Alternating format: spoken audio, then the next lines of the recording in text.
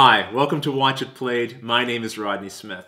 In our series, we take a game, we show you how it's played, and then over the following episodes, we'll actually play the game, and where possible, put a seat at the table just for you so you can play along with us. By doing this, we believe that you'll be able to decide for yourself whether or not the game would be a good fit for you, your family, or your gaming group. Now in this series, we're going to be playing the game Legendary. This is a cooperative deck building game for 1 to 5 players, and it's by Upper Deck. In the game, you'll be taking the role of superheroes from the Marvel Universe, and you'll be trying to thwart the schemes of evil masterminds and villainous minions. Now, although the game is played on a game board, at its heart, this is a card game, and it comes with over 550 cards.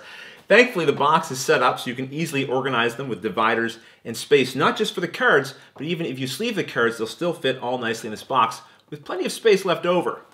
For what? Future expansions, of course. So to begin, we're going to have to show you how to set up the game. So after the quick intro, come back and join me, and we'll get started.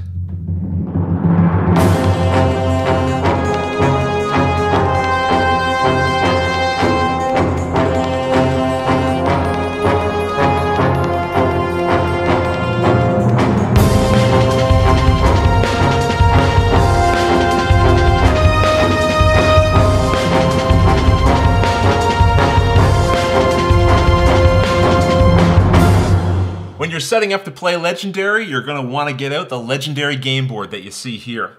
And then you're going to take the 30 Shield Officer cards, place them on this spot. The 30 Wound cards will go here, and the 30 Bystanders will go here. And it's easy to tell where to put them because not only are the locations labeled, but they also show a picture that matches the card itself. All the cards in these stacks are identical. The game also comes with 4 Masterminds. This is the evil character that as players we must work to defeat. So you're going to randomly pick one of these 4 Masterminds and then put the rest away. So I've got Dr. Doom here. Then with each Mastermind, there are 4 different Mastermind tactics cards that match that particular Mastermind. You'll take those 4 cards, shuffle them up, and then place them face down underneath of the Mastermind card. These will then go together on the Mastermind location on the game board. Now, not only are you facing a random villain, but the game comes with 8 scheme cards. This is the evil objective that the Mastermind is trying to achieve, and each scheme will impact the way the game is played. So once again, you randomly pick one of the schemes, and then you place that on the location marked for the scheme card, right here on the game board. These scheme cards are important because they have additional setup instructions listed right here under setup, and this one says that we need to get 7 twists. These are the scheme twist cards that they're referring to. They're all the same. They don't really have any information on them. But when they're drawn, the scheme card will tell you what to do and what they represent in the game. We'll worry about that later, but for now, we'll add these 7 scheme twist cards here to start forming the villain deck. Also to the villain deck, we will add these 5 Masterstrike cards. They don't have any actual gameplay information written on them, but when they're drawn, you look at your Mastermind card and it will explain what effect takes place when those Masterstrike cards come into play. You can be sure it's not something good. Also, we're going to need to add some villains and henchmen to the villain deck.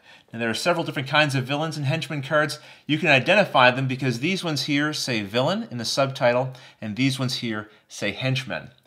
Henchmen are weaker kinds of villains, and they're quite generic. All the cards in this deck will be the same. Villains, however, are more unique and generally more powerful. They're also organized into groups, with a group label here in the subtitle as well. These ones are the enemies of Asgard, whereas this group of cards here are the Brotherhood.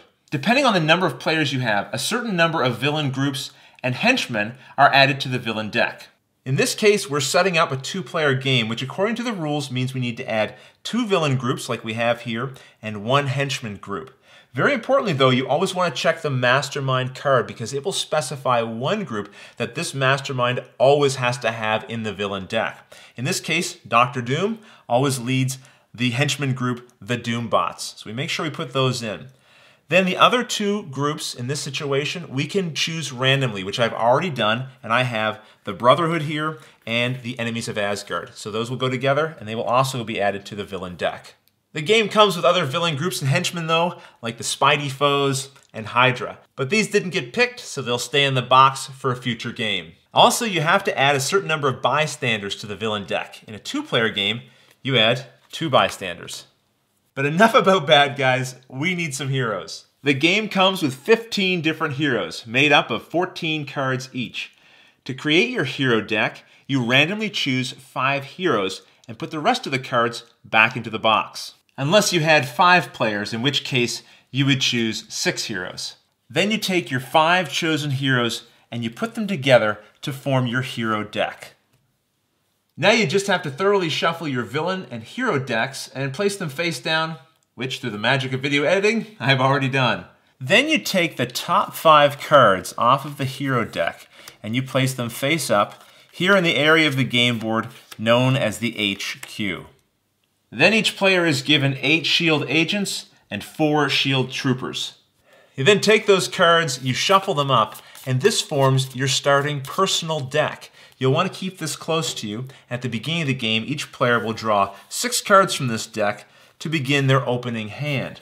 Then you're going to pick a first player, and then turns are taken clockwise after that. And that's the setup. Now you might feel like that's a lot to keep track of, but they make it incredibly easy because right here on the game board, they have a great summary of all of that. There are a couple of empty spots on the game board right now, but we'll explain those during the rules section of the video, which is right now. On your turn, you do 3 things. The first is very simple. You draw the top card from the villain deck and you play it. If it's a villain card, like this one here, then the villain is entering the city and you place it on the space labeled sewers. And then you're done.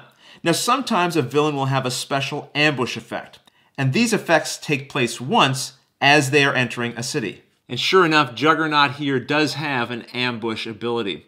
We'll deal with the specifics of the abilities later on. If you draw a villain on a future turn, and there is already a villain in the sewers, then push that villain down 1 space and place the new villain on the sewers as before. Each space can only hold 1 villain, and they always enter the sewers and progress left through the city. Keep in mind, you only push a villain when it has to move to make room for a villain entering its space. So if we had drawn the Enchantress and there had been nothing on the sewer space, she would have entered the sewer and Juggernaut would have stayed in the bank instead of being pushed down farther. So as the turns progress and more villains come out, of course, they'll get pushed farther and farther through the city until eventually a villain card is drawn pushing the one on the bridge, which is located here, right out of the city. And what this represents is they've managed to rampage their way through the city and escape without the heroes capturing them. And that means you'll place escaped villains here on this location and then suffer the consequences. The first consequence is that the escaping villain gets to KO a hero right here in the HQ that has a cost of 6 or less. And the players whose turn it is gets to choose which of those heroes will be KO'd. Now to KO means we knock out one of those cards. And that means you place the card onto this space here on the game board. And that represents the card being permanently out of play. When we talk about a hero card having a cost of 6 or less, we're referring to this number here in the bottom right-hand corner of the hero card in that gold circle. We'll talk more about those values later, but for now, just know that if you ever have to remove a card from the HQ, you immediately replace it with a new card from the hero deck. Aside from KOing a hero from the HQ, if a villain escapes that has an escape special effect, like Juggernaut does, then you have to resolve this effect when he escapes, which usually means more punishments for the heroes. So that's what happens when villains are drawn. But as you know, there are other things in this deck besides villain cards. For example, if the card you draw is a bystander, then that bystander is captured by a villain. To show this, you just slide the bystander underneath of the villain card closest to the villain deck. So in this case, it's going to go under the Enchantress in the sewer. It's always a good idea to leave the bystander slightly exposed so you can see which villains currently have bystanders in their clutches. If there happened to be no villains in the city when the bystander was drawn, then instead of going to a villain in the city, it would get captured directly by the Mastermind, and you would just place it under the card like so. Also, keep in mind, when a villain has captured a bystander and they're moving through the city, they're going to take that bystander with them. If the villain happens to escape the city with a bystander, there's extra trouble for our heroes. First of all, the bystander and the villain will go into the escaped villains section of the game board. And then, in addition to knocking out a hero, as well as any special escape effects, each player is also going to have to discard one card from their hand. No matter how many bystander cards may have been under the villain when he escaped, you're still only going to discard one card per player. The other possibility is that you will draw a scheme twist. This represents the Mastermind's plans moving forward successfully. The more that appear, the worse it gets for the players. Now, when a scheme twist is drawn, look at the scheme card for the game, and you will find the instructions there to follow for what to do. Unless told otherwise, once resolved, you place the scheme twist into the KO pile. And finally, you might draw a Masterstrike card from the villain deck. This represents the Mastermind himself coming down to make a direct attack against the heroes. So check the Mastermind card and see what effect takes place when the Masterstrike card is drawn. Now, in the next episode, we'll go over these specific instructions on the Mastermind and the scheme cards, but for now we'll just move on. Keep in mind though, villains in the city only get pushed forward by other villain cards entering their space, not by bystanders, twists, or strikes being drawn from the villain deck. So to repeat, you're going to be drawing and resolving the top villain card from the villain deck at the start of your turn. And then you're going to be able to play cards from your hand. And these are going to have a variety of effects, but essentially they're working towards two goals: recruiting heroes and fighting villains. On your turn, you'll play cards from your hand, one at a time, in any order that you choose. And sometimes that order will be important. We'll talk about that in a bit. If a card has an ability, that ability may activate and give you a benefit. They may also provide you with recruit points and attack points. This Gambit card, called Stack the Deck, shows you an example of a card that just has a special ability. Special abilities are always listed here in the bottom half of the card. In this example, the card Card Shark has a special ability and also provides 2 attack points, which are always shown in this location on the hero card with a slash symbol underneath of them. And finally, here's a card that has an ability, and it also provides 2 recruit points, which are always located here and within a star. Sometimes the recruitment or attack value will have a plus symbol, like this card here. And that just means you get a base attack of 4 plus an additional point based on the card's ability.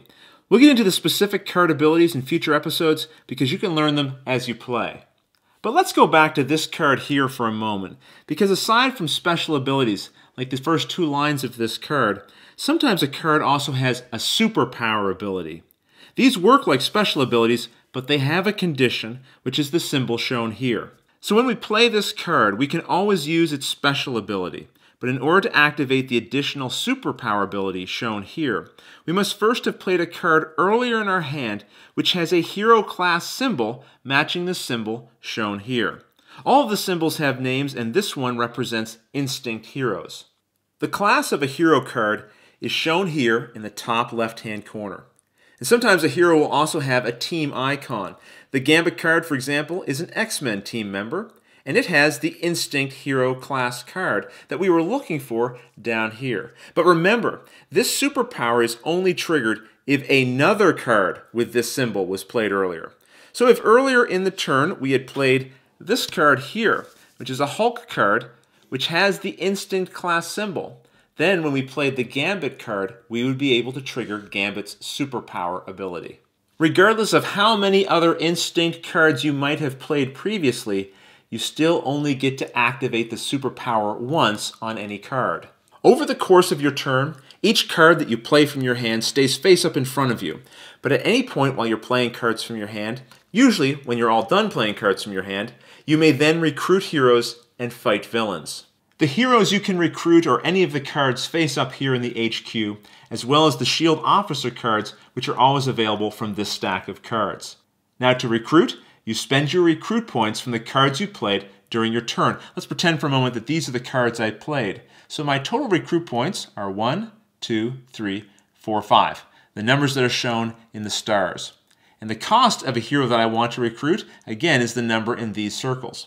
So if I wanted to recruit this Spider-Man, I would then take it. Now I do not get to put this in my hand. Instead, this is going to go into my discard pile to be drawn later on in the game, and you'll see how that works in a moment. So for now, we'll place this aside. And any time that you remove a card from the HQ, you have to immediately replace it with the top card from the hero deck. Now, I still have some recruit points left over because the Spider-Man that I bought was 2, and I had 5 recruit points. So if I want, I could buy another card. I could recruit this Iron Man card here. So again, I'd have to replace that card with the top card of the hero deck. Now I've run out of recruit points, so I can't take any more heroes, and you never have to take any heroes if you don't want to, even if you have points to spend. Now the other option I have is to use my attack points to attack villains. Let's pretend instead I played a hand of cards that looks like this. So now in total, I have 3 attack points to use. You use your attack points to fight any number of villains, anywhere in the city, one at a time. To defeat a villain, you just spend attack points equal to their attack value, which is shown right here in the bottom right-hand portion of their card. In our case, we had 3 attack points, so that matches the attack value. We've defeated this villain.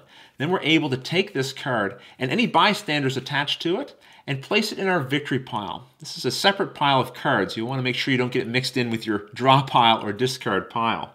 Sometimes when you go to fight a villain, it has a fight effect, like the Doombot does, listed right here. Fight effects are resolved after you target a villain, but just before you compare your attack points. So resolve the effect, and then collect the villain if you have enough points. And you also have the option of going after the Mastermind. In fact, you really want to, because defeating the Mastermind is how you win. So if you have enough attack points to match the Mastermind's attack value, go for it. Hit him. And then you get to take one of his face-down cards underneath of his Mastermind card. And you'll put that one in your victory pile. But first, be sure you follow the fight effect listed on that card. If the Mastermind had any bystanders, you also get to collect them when you successfully hit the Mastermind. And once a Mastermind has all 4 Mastermind Tactics cards removed from underneath him, he has been defeated and you win. Okay, so as a quick reminder, at the beginning of your turn, you draw the top card from the villain deck and you resolve it. Then you're able to play cards from your hand one at a time in whatever order you want. If you have some recruit points, you can use them to recruit new heroes. When you grab a new hero, put it in your discard pile and make sure you replace any missing cards from the HQ. If you have any attack points, you can use them to attack villains in the city or even go after the Mastermind. If you defeat a villain or a Mastermind card, then you're able to take that card and add it to your victory pile. That's a separate pile from your discard and draw pile.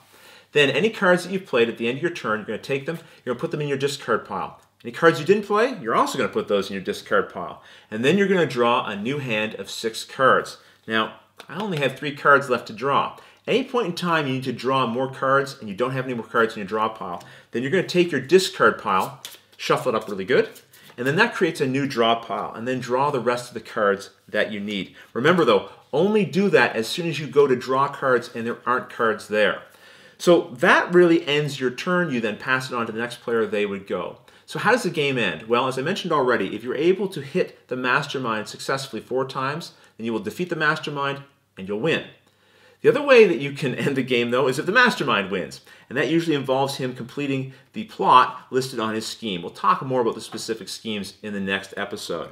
The other way that the game can end is in a draw. So if you ever run out of cards in your hero deck or in the villain deck, then thematically what has happened is the Mastermind has not completed his scheme, and you've survived as heroes, but you didn't manage to capture him. So the game ends in kind of a draw between good and evil. You might want to come back and try again and see if you can do a better job.